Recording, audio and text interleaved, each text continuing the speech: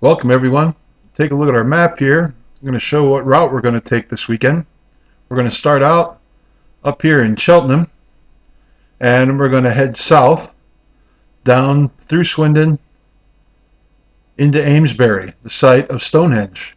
Stonehenge, some of the things that are there, some of the structures that have been found date back to 5,500 years ago. Then we're going to head down to Cerne Abbas, where the Cerne Abbas giant rests on a giant hillside there. He's a lime cutting where they have cut the grass away and marked it with white lime.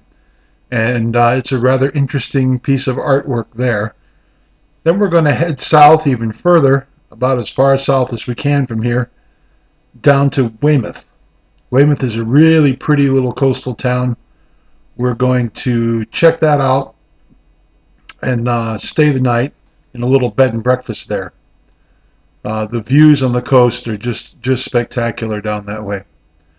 It's a very quaint little maritime town, not too different than a slightly larger version of Seaside, Oregon. Then we're going to head from Weymouth up through Bristol and then back to Cheltenham and home. That'll be our route this weekend. So join me, let's go for a ride.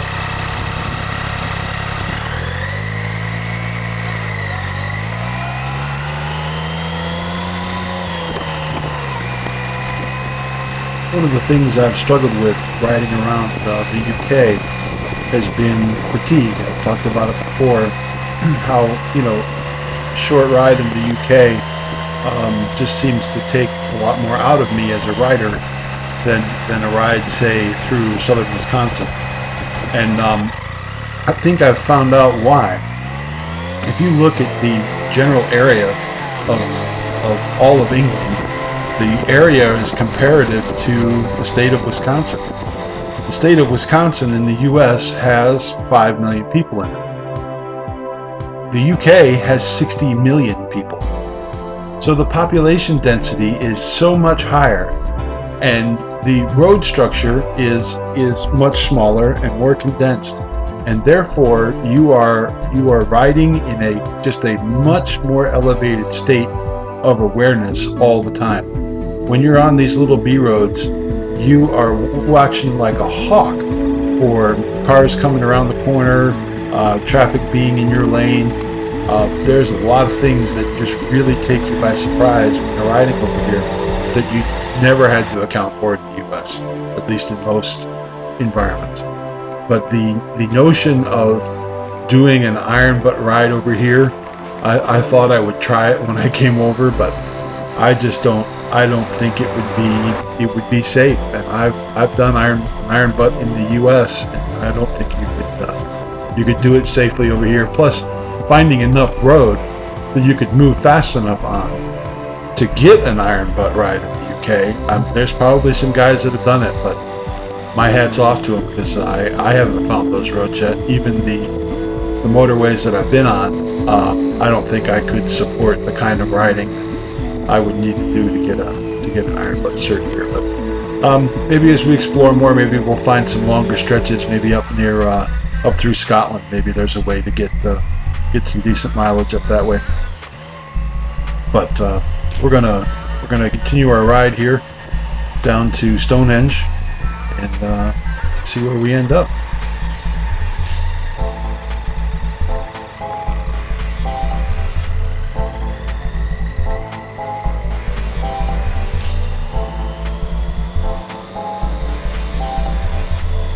So I apologize for this camera position.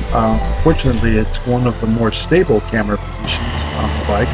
I put a small mount on my left or my right rear pannier, and unfortunately it also captures a large part of my thigh and a small fraction of my butt.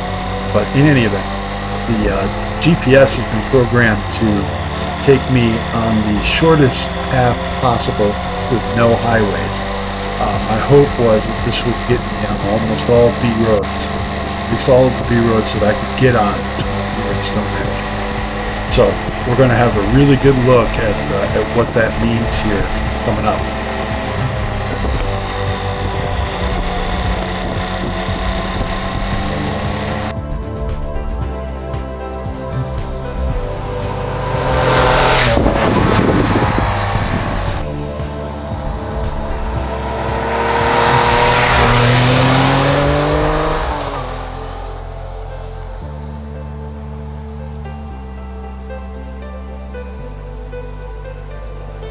This is me screwing around with really, really small B roads that I found going through some pasture land in the UK.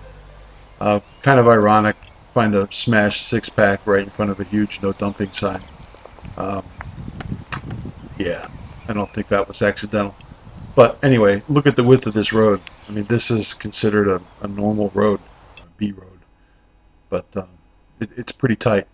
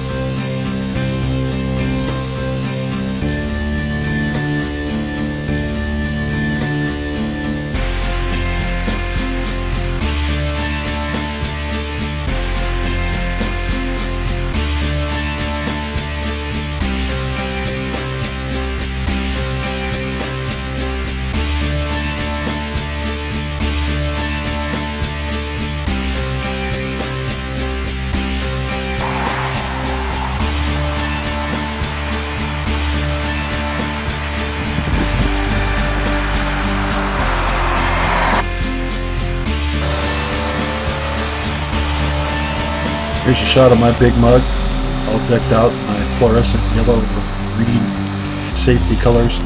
I do get recognized, I have to say. I get a lot more eye contact when I've got this stuff on than I ever did wearing all black.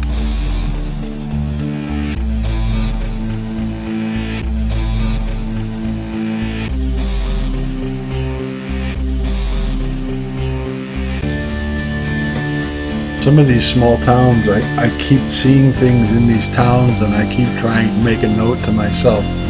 Oh, I need to come back and explore this town more, or I need to come back and see this place. And to be honest, 10 minutes later, I'm so overwhelmed by the next thing that it's all gone, and I have not been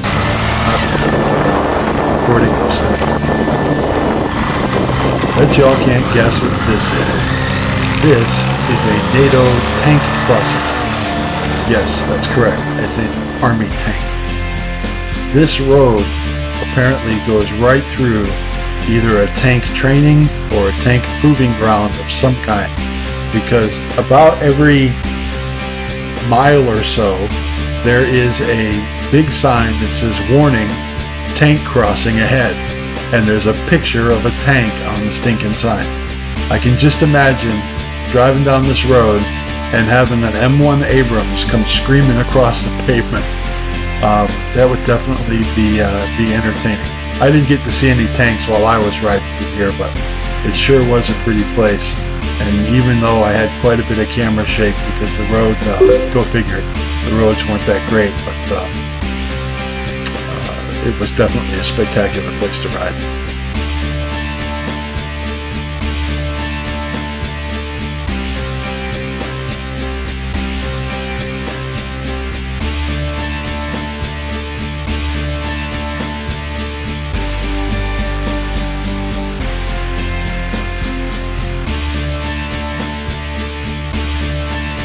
Scenery along some of these routes is just spectacular.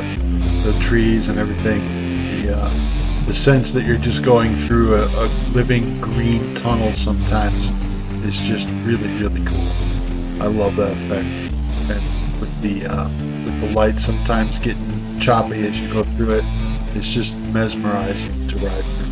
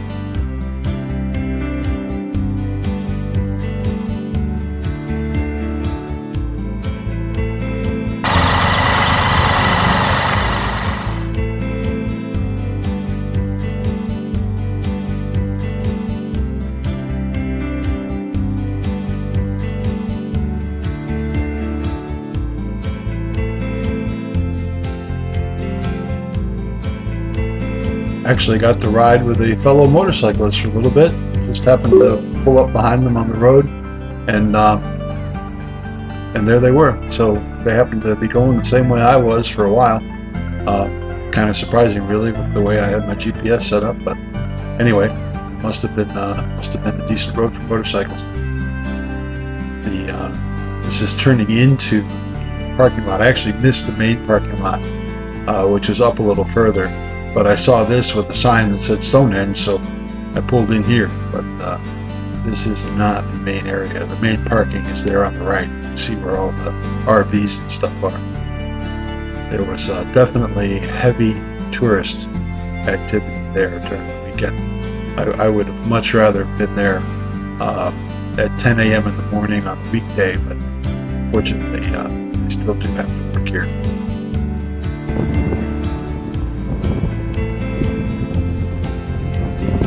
Bike park and look around.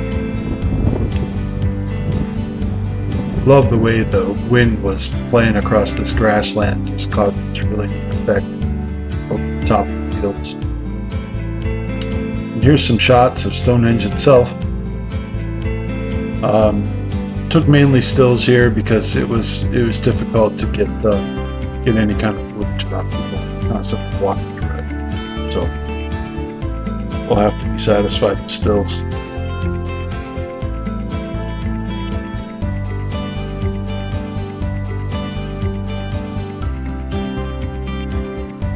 I was in awe of the effort that was taken to make that last as long as it has. If you notice the stones, they're not just resting up there. They're actually carved. You see the one stone in the center frame, that has a mortise joint cut in it, and it mates. The rest of the stones that are on the top have mating reliefs in them to match up with those and interlock, so that they're not just resting on top of there, they're actually interlocked together. Sadly, a lot of the stones that were taken away by farmers in the area. Next up, we have the Cerne Abbas Rude Giant. There he is in all his glory.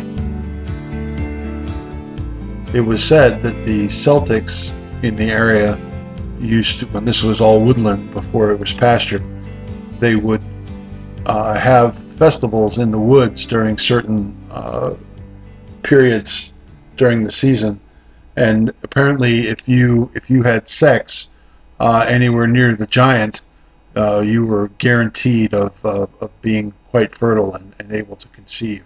So there was definitely a significance attributed to the rather large phallic presence that he would allow you to be fertile. In fact, women who were having difficulty conceiving were often encouraged to actually procreate right there on top of the giant's rather ample ordnance.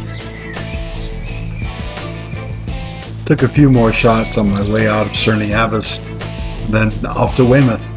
Didn't shoot much footage on the way down to Weymouth. I was starting to get tired. I just wanted to get down there, so I pretty much just beat feet down to Weymouth and found a place to stay. Found a lovely little bed and breakfast.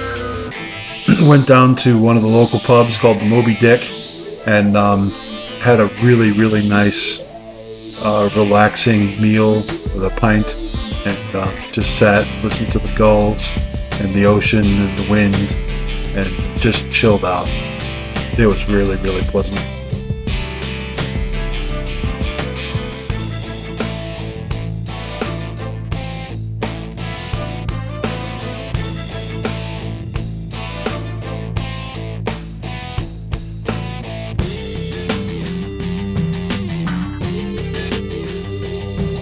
On the way home on Sunday, guess what I ended up behind?